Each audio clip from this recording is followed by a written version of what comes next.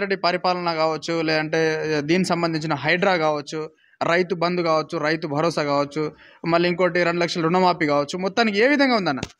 RGTV ప్రేక్షకులకు ముందుగా నా నమస్సుమంజలు తెలియజేస్తున్నాను.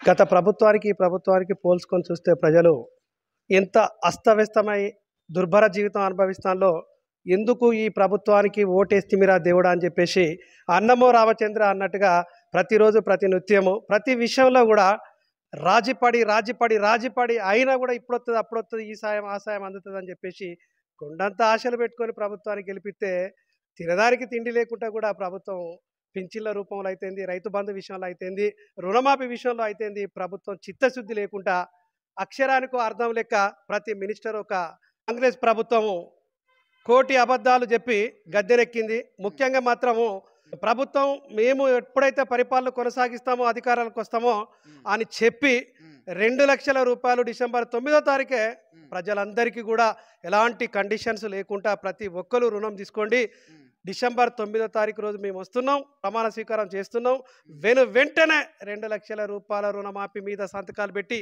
రుణమాఫీ చేస్తామని చెప్పేసి చాలా ప్రగల్భాలు పలికింది ప్రభుత్వం. ఇప్పుడు గద్దెనెక్కిన సీఎం రేవంత్ రెడ్డి గారు అదే 1కి 2 సార్లు 2కు 3 సార్లు 2 లక్షల రూపాయల వరకు రుణమాఫీ ఏదున్నా కూడా ప్రజలకు వెంటనే రైతులకు రుణమాఫీ చేపించి మళ్ళీ తిరిగి రుణం ఇప్పిస్తున్నామని చెప్పి కూడా ప్రజలకు కొండంత ఆశ చెప్పిండు. కానీ ఈరోజు పరిస్థితి చూసుకుంటే మాత్రం 1,00,000 కారణాలు చెప్తుండ్రు. రేషన్ కార్డు అంటారు, ఆధార్ కార్డు అంటారు, ఈ డేట్ నుంచి ఈ డేటే అంటారు, 1,00,000 కురువిలు పెట్టి జల్లడబట్టి ఎలక్షన్ ముందు ఏదైతే స్టేట్మెంట్ ఇచ్చినప్పుడు ఇవన్నీ ఏం పెట్టలేదు.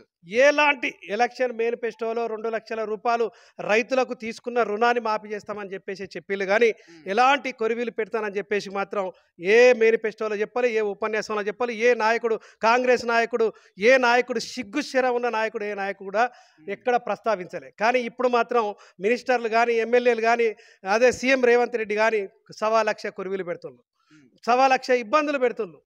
అది మరి మొదగాలే నువ్వు ప్రభుత్వాన్ని ఎట్లనైతే నమ్మకంగా గద్దెనెక్తానని చెప్తున్నావో అప్పుడే 2 లక్షల రూపాయలు ఈ పలానోళ్ళకి వస్తే అని చెప్పేసి నువ్వు క్లియర్గా చెప్పి గద్దెనెక్కుంటే చాలా బాగుండు.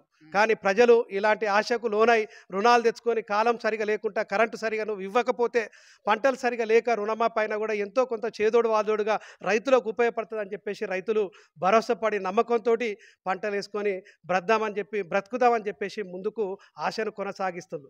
నువ్వు సకాలంలో రుణమాఫీ చేస్తలేవు, అందరికి చేస్తలేవు.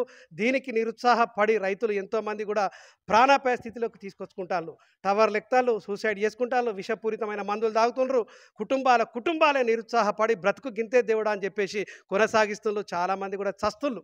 ఇంకోటి ఏంటంటే అన్న, ఇప్పుడు దేవుళ్ళ పైన ప్రమాణం కూడా చేసిండు, మొత్తానికి ఆగస్టు 15 రోజున మొత్తం కంప్లీట్ అవుతుంది, అప్పట్లోగా 3 విడతల్లో కంప్లీట్ చేస్తా అనుకుంటా కూడా మనకు స్టేట్మెంట్ ఇచ్చినట్టు మనకు అనిపిస్తూ ఉన్నది. ఇంకోటి ఏంటంటే హరీష్ రావు కూడా సవాల్ ఇచ్చిండు. హరీష్ రావుకు కూడా ఏమని సవాల్ ఇచ్చిండంటే ఆగస్టు 15 లోపు ఒకవేళ రైతు ఏదైతే 2 లక్షల రుణమాఫీ ఉందో మొత్తానికి కంప్లీట్ కాకపోతే నువ్వు రాజీనామాకు సిద్ధమా అన్నట్టుగా ఒకటి ప్రకటన చేసిండు. దీనిపైన ఎట్లా స్పందిస్తారన్న? నేను వర్ధనపేట నుంచి కంజల రవికుమార్ మాట్లాడుతున్నాను, బీఆర్ఎస్ పార్టీ అధికార ప్రతినిధి. వాస్తవానికి కూడా కాంగ్రెస్ ప్రభుత్వం మేనిఫెస్టోలో ఇచ్చినట్టుగా ఎట్ ఏ టైంలో ఎలాంటి ఆటంకులు ఇబ్బందులు ఎలాంటి కండిషన్లు లేకుండా ప్రతి రైతుకు 2 లక్షల రూపాయల రుణమాఫీని నువ్వు ఇప్పుడున్న ప్రభుత్వం సీఎం రేవంత్ రెడ్డి గారు ప్రకటించిండు చూసిందా. ఆ విషయాన్ని మీరు ఆగస్టు 15 లోపు ఎట్లనైతే మీరు ఖచ్చితంగా అందరికీ రుణమాఫీ చేస్తే నేను ఖచ్చితంగా నా పదవికి మాజీ మంత్రివర్యులు తన్నీరు హరీష్ రావు గారు నా పదవికి, నా ఎమ్మెల్యే పదవికి, నా సభ్యత్వానికి నేను రాజీనామా చేస్తా, ప్రజలకు మంచి జరిగితే మాత్రం నేను ఖచ్చితంగా నా సభ్యత్వానికి రాజీనామా చేస్తానని చెప్పి ప్రకటించిళ్ళు. మీరు మాత్రం ప్రతి విషయంలో ప్రతి మీటింగ్లో ఖచ్చితంగా కూడా ఈ దేవిని యాదగిరి లక్ష్మీ నరసింహస్వామి మీద ఒట్టు, పాలకృతి సోమేశ్వర స్వామి మీద ఒట్టు అని తదితర మన తెలంగాణలో ఉన్న భూప్రపంచం మీద ఉన్న దేవతల పైన అమ్మల పైన గద్దెల పైన ప్రమాణం చేసి ప్రజలను మభ్యపెట్టి నమ్మించి మోసం చేసి గద్దె మీదకి ఎక్కిందే కాకుండా పార్లమెంట్ ఎలక్షన్లకు వాస్తవ ఎమ్మెల్సీ ఎలక్షన్లకు కూడా ఇలాంటి బొట్లు పెట్టి బోనాలు పెట్టి ప్రజలను మరల నమ్మించి ఇప్పటికి కూడా 30% కూడా నువ్వు రుణమాఫీ ఈ రోజు వరకు కూడా చేయలేవు.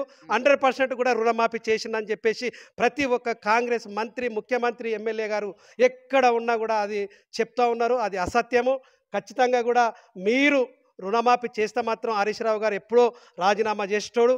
ఇప్పటికి కూడా మీరు లెక్కల ప్రకారంగా రాజీనామా విషయంలో ఎవరు రాజీనామా చేయాలి? రేవంత్ రెడ్డి గారు చేయాలా? లేదంటే ఇప్పుడు హరీష్ రావు చేయాలా? ఎందుకంటే 2,00,000 రుణమాఫీ మొత్తానికి చేసినట్టుగా వాళ్ళు స్టేట్మెంట్ ఇస్తా ఉన్నారు. ఎవరైతే కాంగ్రెస్ పార్టీలో ఉన్న వాళ్ళే.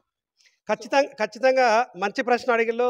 కాంగ్రెస్ ప్రభుత్వం చెప్పిన విధానంగా మాత్రం 2,00,000 రూపాయలు ఎంతమంది రైతులు ఉన్నారో ఎలాంటి కండిషన్ లేకుండా, ఎలాంటి రూల్స్ లేకుండా మీరు ఖచ్చితంగా అందరికీ మాత్రం రుణమాఫీ చేస్తే మాత్రం హరీష్ రావు గారే రాజీనామా చేయాలి. కానీ ఈ రోజు వరకు మాత్రం ఒక 30% మీరు రుణమాఫీ చేసిన, మిగతా 70% రైతులు రోడ్ల మీద ప్లస్ ఏది ఏఓ చుట్టూ, అగ్రికల్చర్ ఆఫీసర్ చుట్టూ, బ్యాంకుల చుట్టూ తిరిగి ఆయాసనం పడుతుండ్రు, ఇబ్బంది పడుతుండ్రు, ప్రయాసాలు పడుతుండ్రు ఖచ్చితంగా. కాబట్టి ప్రతి కాంగ్రెస్ నాయకులు మీరే రాజీనామా చేయాలి.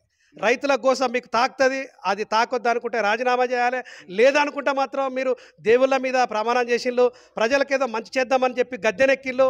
మీకు ఆ యొక్క అభిమానం, ప్రేమ, గౌరవం రైతుల పట్ల ఉంటే, మళ్ళీ మీరు భవిష్యత్తు ఉన్నదని మీరు అనుకుంటే, ఖచ్చితంగా రైతులు నమ్మి మీకు ఓట్లేసిందని మీరు అనుకుంటే మాత్రము ఖచ్చితంగా ఇప్పటికైనా కూడా 2,00,000 రూపాయలు ఎలాంటి రూల్స్ కండిషన్స్ లేకుండా ప్రతి ఒక్క రైతుకు 2,00,000 రూపాయల రుణమాఫీ వర్తించేటట్టు మీరు ఖచ్చితంగా అమలు చేయాలి. గ్రాంట్ రిలీజ్ చేయాలి. రైతుల ముఖాల్లో సంతోషం కూడా చూడాలి. మీరు దీనికి సంబంధించిన అంటే తెలంగాణ రాష్ట్రంలో ఉన్న 4 కోట్ల ప్రజలకి ఏదైతే హామీ ఇచ్చిండో ఈ హామీ నెరవేరలేదు అన్నట్టుగా మనకు అనిపిస్తూ ఉన్నది. కానీ ఎవరైతే మినిస్టర్ హోదాలో ఉన్నవారు ఎవరైతే ఉన్నారో, లేదంటే స్పీకర్ హోదాలో ఎవరైతే ఉన్నారో వాళ్ళకి వర్తించినట్టుగా మనకు అనిపిస్తుంది. మొత్తానికి ఎట్లా చూస్తారు దీనికి? ఖచ్చితంగా ఒకటి ఏంటంటే, వాస్తవానికి మన రాష్ట్రంలో ఉన్న ప్రతి విషయాన్ని కూడా మీడియా మిత్రుల ద్వారా, పేపర్ల ద్వారా, మనం ఎలక్ట్రానిక్ మీడియా ద్వారా ప్రతి విషయాన్ని కూడా క్షుణ్ణంగా ప్రభుత్వం ఎట్లా పరిపాలిస్తుంది, ప్రతిపక్షం ఎట్లున్నది, ప్రజలు ఎట్లున్నారు, బిజినెస్ మ్యాగ్నెట్స్ ఎట్లున్నారు అని కూడా నిరంతరం మీడియా ద్వారా, పేపర్స్ ద్వారా మనం అయితే తెలుసుకుంటున్నాము. మన స్పీకర్, తెలంగాణ అసెంబ్లీ స్పీకర్, దళిత స్పీకర్ వారికి కూడా 1,50,000 రూపాయల రైతు బంధు వచ్చింది. సన్నకారు, చిన్నకారు రైతులు ఏ పాపం చేసిందో, ఏమన్యాయం చేసిందో నీకు నమ్మి ఓటేయడమా? మీరు చెప్పినట్టు విని నమ్మి ఓట్లేయడమా వాళ్ళు చేసిన పాపము? సరైన కరెంటు ఉత్పత్తి ఇయ్యవు, కాళేశ్వరం నుంచి నీళ్ళు ఇయ్యవు, రైతు బంధు ఇయ్యవు. ఈ రకంగా ప్రజలను ఇబ్బంది పెట్టి, మభ్యపెట్టి ప్రభుత్వం మనుగడను ఎన్ని రోజులు సాగిస్తావు నువ్వు? సంవత్సరానికే ప్రభుత్వం గిన్ని అబద్ధాలు ఆడి పరిపాలన కొనసాగిస్తే మిగతా 4 సంవత్సరాల పరిపాలన ఏ రకంగా ఉంటుంది? ప్రజలు ఏ రకంగా అవస్థ పడుకుంటా నిరంతరం ఎంతమంది బ్రతకాలి, ఎంతమంది సావాలి? ప్రభుత్వం చిత్తశుద్ధితో ఉండి సకాలంలో రుణమాఫీ చేయాలని ఈ మీడియా ద్వారా, ఆర్జీటీవీ ద్వారా వాస్తవానికి ప్రభుత్వానికి డిమాండ్ చేస్తున్నా. నేను ఖచ్చితంగా ప్రజలు మాత్రం చాలా ఇబ్బందులు పడుతున్నారు, గోసపడుతున్నారు. దేవుళ్ళ నుంచి మనకు ఆశీర్వాదం దక్కాలంటే నువ్వు ప్రతి దేవుని మీద ప్రమాణం చేసినావు, రాష్ట్రానికి మంచిది కాదు. నేను చెప్తున్నా, ముఖ్యమంత్రి గారు రాష్ట్రానికి మంచిది గారు, సొంతగా నువ్వు ప్రజలందరి అభిమానం, గౌరవాన్ని తాకట్టు పెట్టి రాష్ట్రం తరపున నువ్వు ప్రమాణం చేసినావు ప్రతి దేవతల గుళ్ళల్లా.